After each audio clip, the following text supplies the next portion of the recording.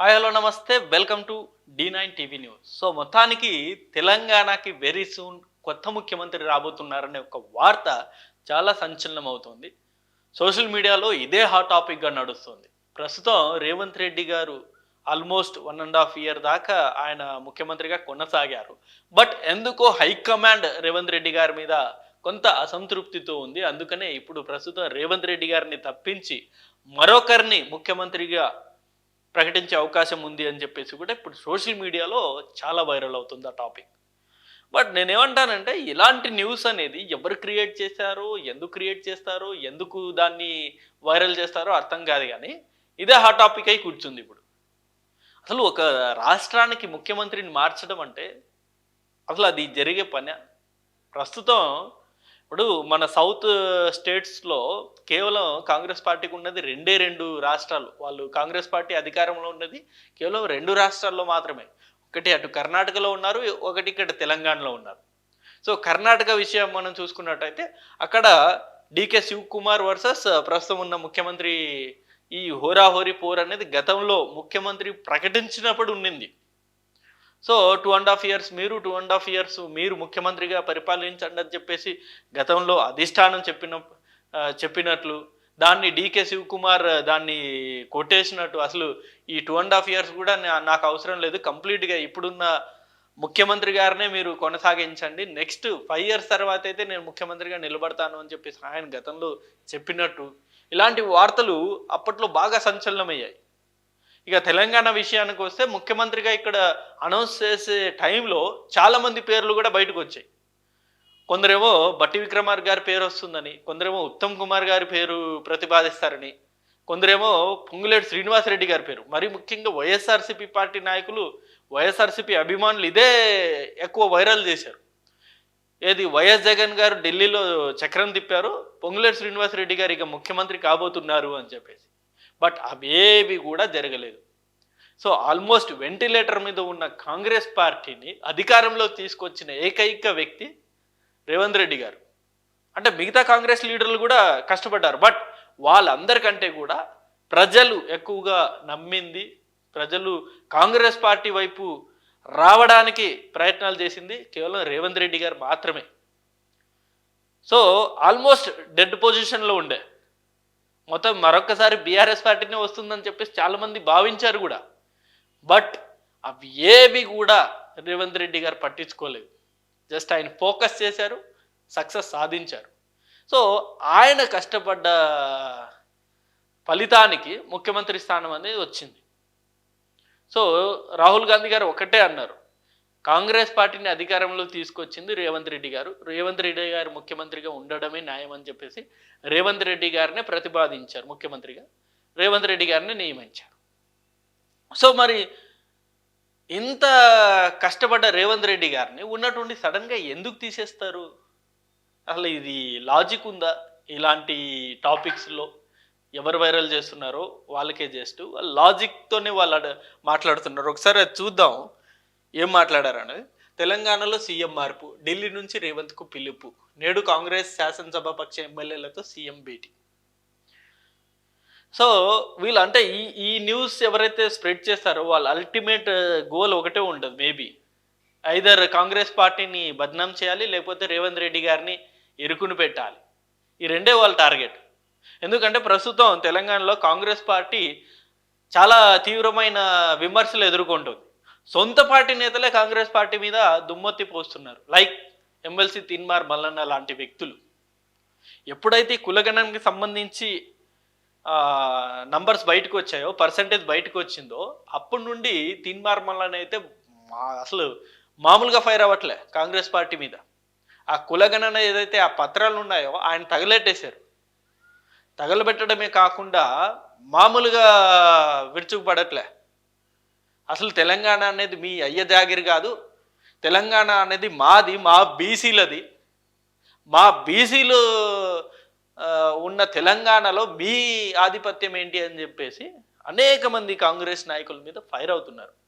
దీనికి సంబంధించి already Teenmar మల్లన్నకైతే notice అనేది ఇచ్చారు.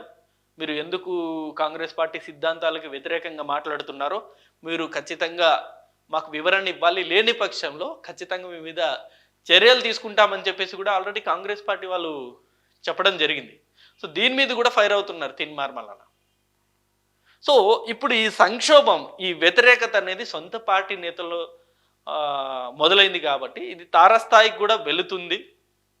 సో కాబట్టి ఇలాంటి పరిస్థితికి మేబీ రేవంత్ రెడ్డే కారణము.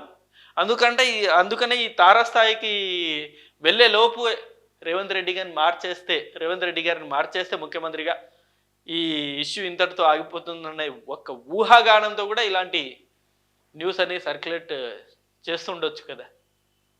అసలు ముఖ్యమంత్రిగా మార్చే అవసరం ఏముంది రేవంత్ రెడ్డి గారిని? సాయంత్రం మల్లికార్జున్ ఖర్గేతో భేటీ కానున్న సీఎం, సమావేశంలో పాల్గొననున్న PCC chief Mahesh Kumar Goud, Deepa Das Munshi. So ఇవాళ సాయంత్రం ఖర్గే గారితో రేవంత్ రెడ్డి గారు భేటీ అయిపోతారు. మల్లికార్జున్ గారు అయితే ఇక రేవంత్ రెడ్డి గారిని తొలగించేస్తారు, కొత్త ముఖ్యమంత్రిని ప్రకటించేస్తారని చాలా ఆశగా ఎదురు చూస్తున్నట్టున్నారు. పాపం ఈ న్యూస్ ఎవరైతే వాళ్ళు సర్క్యులేట్ చేస్తున్నారో వాళ్ళు ఆశలు ఏవి కూడా నెరవేర్చవు. రేవంత్ రెడ్డి గారిని మార్చే ప్రసక్తి లేదు, అవసరం కూడా లేదు కాంగ్రెస్ పార్టీ. రేవంత్ రెడ్డి గారిని ఒకవేళ నిజంగా సీఎం స్థానంలో తొలగించేస్తే కాంగ్రెస్ పార్టీకి డెఫినెట్గా సంక్షోభం వచ్చినట్టే. 2-3 వర్గాలుగా చీలిపోతుంది, ఆటోమేటిక్గా చీలిపోద్ది. సో అలాంటి సాహసం అయితే కాంగ్రెస్ అధిష్టానం చేయదు.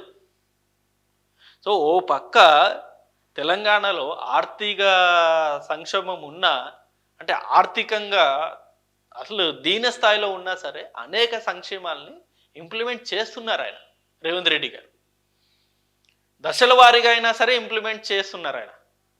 రైతు బంధు చూసుకుంటే రైతు బంధు ఆల్మోస్ట్ 90% రైతులకి క్రెడిట్ అయిందని చెప్పేసి, రైతు భరోసా క్రెడిట్ అయిందని చెప్పేసి లెక్కలు కూడా బయటకు వచ్చాయి ఈ మధ్య కాలంలో. సో కొందరికైతే రాలేదు ఈ రైతు భరోసా అమౌంట్ అనేది. సో వాళ్ళకు కూడా డెఫినెట్గా త్వరలోనే వాళ్ళ అకౌంట్లో కూడా అమౌంట్ అనేది క్రెడిట్ అవుతుందని చెప్పేసి కూడా చాలామంది మంత్రులు దీని మీద స్టేట్మెంట్ ఇవ్వడం జరిగింది. ఇక రైతు రుణమాఫీ గురించి అయితే అసలు అది కష్టతరం, రైతు రుణమాఫీ చేయడం. సో సుమారుగా రైతుల రుణమాఫీ కంప్లీట్గా చేయాలంటే సుమారుగా 40,000 కోట్ల ఖర్చుతో కూడుకున్న పని అది. సో అయినా సరే దశల వారీగా అయినా సరే ఖచ్చితంగా చేసి తీరాల్సిందే అని చెప్పేసి రేవంత్ రెడ్డి గారు నిర్ణయించుకొని విడతల వారీగా, ఇప్పుడు ఫస్ట్ 50,000, నెక్స్ట్ ₹1,00,000, నెక్స్ట్ 1.5, ఇలా విడతల వారీగా అందరికీ ఈ రైతు రుణమాఫీ అనేది చేస్తూ వస్తున్నారు. సో ఎలాంటి తీవ్రమైన వ్యతిరేకత అయితే ప్రస్తుతానికి లేదు రేవంత్ రెడ్డి గారి మీద కావచ్చు, కాంగ్రెస్ పార్టీ మీద కావచ్చు. సో కొంత ఈ రైతు భరోసాకి సంబంధించి కావచ్చు, లేకపోతే రైతు రుణమాఫీకి సంబంధించి కావచ్చు, వీళ్ళలో కొంత అసంతృప్తి అనేది ఉండొచ్చు. బట్ ఖచ్చితంగా ఇంకా వచ్చి ఆయన అధికారం చేపట్టి 1.5 సంవత్సరమే అయింది. ఇంకా ఆల్మోస్ట్ 3.5 సంవత్సరాలు ఆయన అధికారంలోనే ఉంటారు. ఈ 3.5 సంవత్సరంలో ఇంకెంత పరిపాలన చేయొచ్చు, ఇంక ఏ రకంగా స్కీమ్స్ అన్ని ఇంప్లిమెంట్ చేయొచ్చు ఒక్కసారి ఆలోచించండి. ఆయన డెఫినెట్లీ చేసి తీరుతామన్నదే ఆయన చెప్తున్న మాట కదా. ప్రస్తుతం ఆర్థిక పరిస్థితి బాగాలేదు, అయినా సరే ఖచ్చితంగా మేము చేసి తీరుతామని చెప్పేసి రేవంత్ రెడ్డి గారు ప్రతిసారి చెప్తున్నమాట. ఆ దిశగా కూడా ఆయన ప్రయత్నాలు చేస్తున్నారు. అంతేగాని ఏదో ఇక పూర్తి వ్యతిరేకత వచ్చేసింది రేవంత్ రెడ్డి గారి మీద, ప్రజలెవరూ ఆయన విశ్వసించట్లేదు, ఇక ముఖ్యమంత్రిగా మార్చేసి కొత్త ముఖ్యమంత్రిని తీసుకొస్తే ఇక కాంగ్రెస్కి తిరుగుండదు అనే ఇలాంటి ఊహాగానాలు అసలు ఎవరు చేయకండి. అసలు సాధ్యపడదు ముఖ్యమంత్రి మార్చడం అనేది. సో సీఎం మార్పుపై చర్చించేందుకు అని కొందరు, ఇటీవల పార్టీలో జరుగుతున్న పరిణామాలపై చర్చించేందుకు అని గాంధీ భవన్లో ప్రచారము. సో ఇలాంటి న్యూస్ అనేది ఏ రకంగా స్ప్రెడ్ అవుతుందో కానీ మొత్తానికైతే బాగా వైరల్ చేస్తారు. ఇలాంటి జరగని పనులు అంటారు ఇవి. సీఎం మార్పు అనేది highly impossible in Telangana. So ఈ అంశం మీద మీ అభిప్రాయాన్ని కూడా కింద కామెంట్ రూపంలో తెలియజేయండి. Thank you for watching this video. Thank you.